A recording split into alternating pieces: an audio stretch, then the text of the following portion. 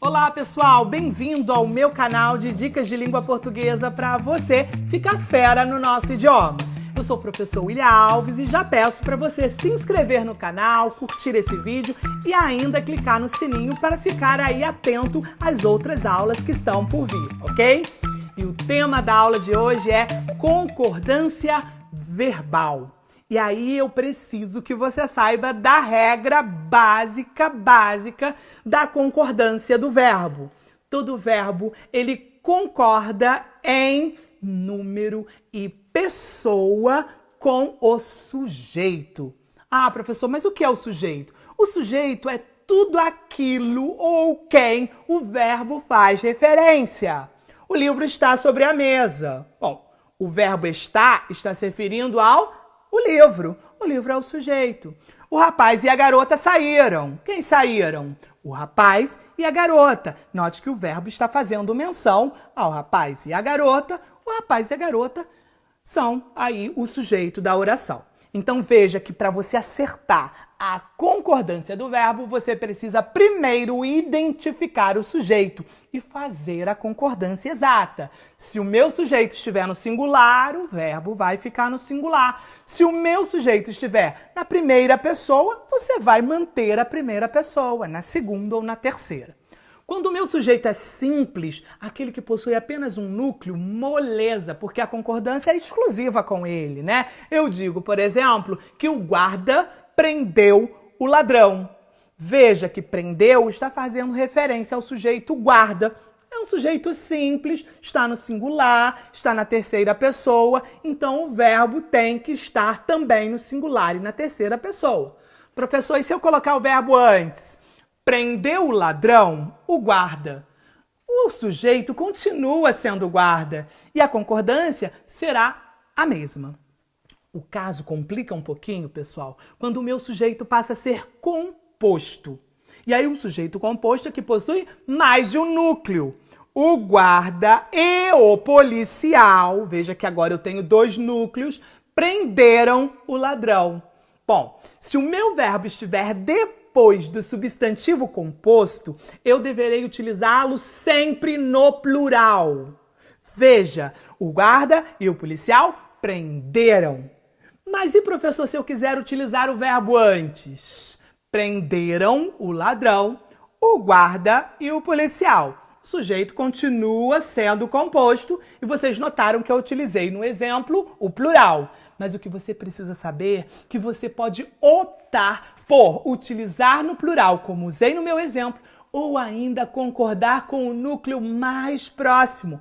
Eu também poderia dizer, prendeu o ladrão, o guarda e o policial. Veja que eu estou aí me referindo ao guarda, que é o núcleo mais próximo. Ok, pessoal? E aí vamos a algumas considerações importantes e que causam muitas dúvidas em muitas pessoas. O primeiro caso que eu quero apresentar para você é o verbo haver. O que eu preciso saber do verbo haver? Primeiro, o que significa haver?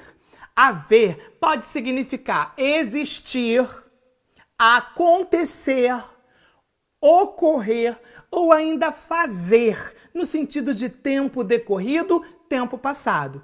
E todas as vezes, pessoal, que o verbo haver, tiver esses significados, ele é impessoal e ele é sempre utilizado no singular.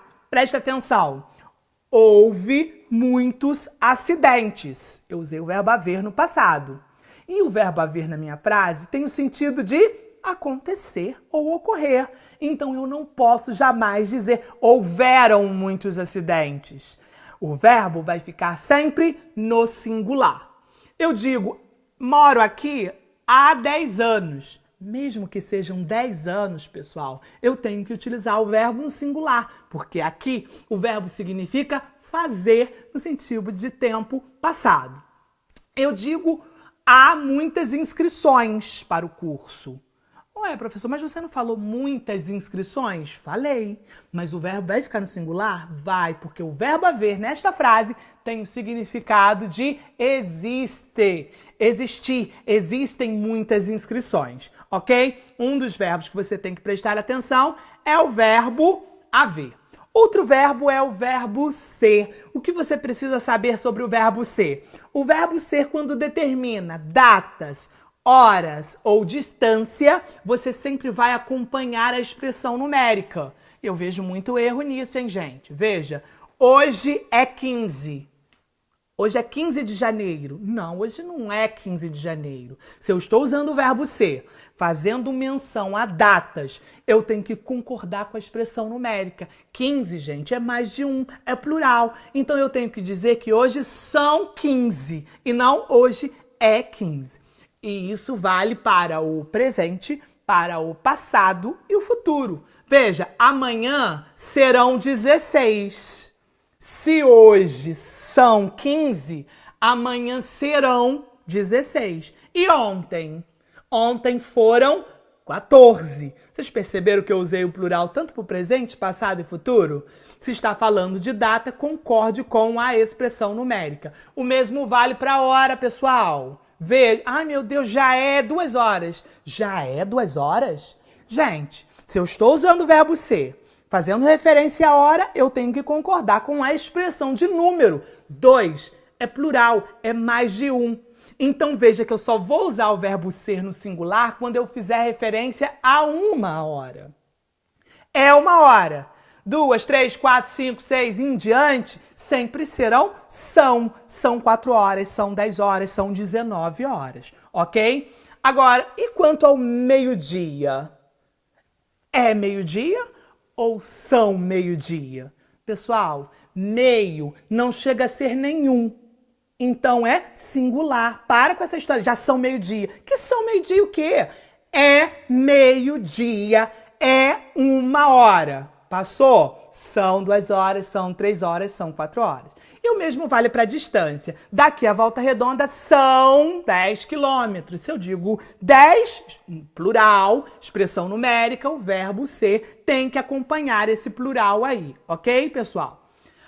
Aí a gente vai pensar numa outra dica agora e outras expressões, que são as expressões coletivas. O que são expressões coletivas? Uma única palavra que representa vários seres. A maioria, o povo, grande parte, a multidão, batalhão. Essas expressões representam vários seres, certo? Eu digo a maioria não é um, são vários. E aí o que as pessoas fazem? Elas ideologicamente fazem a concordância com esse pensamento.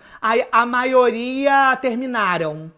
Não, eu não vou colocar no plural, porque expressões coletivas sozinhas só admite o singular. A maioria saiu, o batalhão chegou, o grupo fez. Mas, se você especificar, gente, a maioria dos professores foi ou a maioria dos professores foram? Expressões coletivas sozinhas, singular. Expressões coletivas acompanhadas, você escolhe. Ou concorda com a expressão, coloca no singular. Ou concorda com a especificação, coloca no plural. A maioria dos professores foi, concordando com a maioria. A maioria dos professores foram, concordando com professores. As duas formas estão corretas, ok? E aí eu espero que vocês tenham conseguido aí aprender essas poucas dicas que trago, mas muito relevantes e significativas para o seu aprendizado. Até a próxima, gente. Fique de olho no meu canal. Abraço!